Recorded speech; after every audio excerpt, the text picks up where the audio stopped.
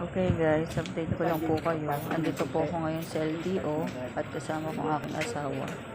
Magpapa-add po kasi siya ng restriction code which is letter A dahil yung kanyang restriction code before is letter B. So ngayon, kung kayo po ay magpapa-add ng restriction, kailangan nyo po munang magpasa ng PDC, medical, and then mag-exam po ulit kayo sa LTO ng computer examination tsaka practical test.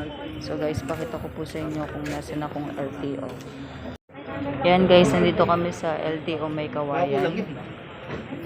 So 3 days na kami nagpabalik-balik kasi sobrang daming mga proseso. Pati yung sa exam, nagbibigay sila ng schedule. So kailangan first come, first serve. Kung maaga ka, makakakuha ka ng exam, pero kung hindi ka makakakuha ng exam. So, kailangan agahan nyo kung pupunta po kayo sa LTO. Kahit saan naman pong LTO, kailangan maaga. So, kasalukuyan po ngayon nag-exam ng aking asawa. Tapos dito po siya ngayon sa loob.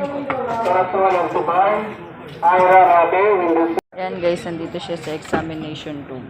So, kung mag-exam kayo, bawal ang cellphone. Update ko po kayo mamaya sa result ng kanya examination tsaka practical test. Kasi after nito, papasok na naman po kami sa loob para mag-antay ng releasing. Okay guys, update ko lang po kayo. Ito na po yung result ng aking asawa. Fail po siya sa kanyang online examination. Yung written examination pala yung nakalagay dito.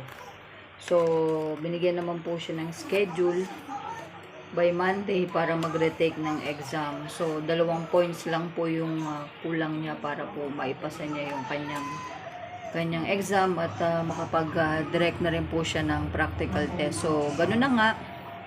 Kung gusto nyo pong kumuha ng motor, kasi po ay nagpaplano kaming kumuha ng motor at yung kanya pong license is ang nakalagay lang is letter B, which is 4 wheels lang po yung pwede niyang i-drive. So, nagplano kasi kami na kumuha ng motor, and then yun nga yung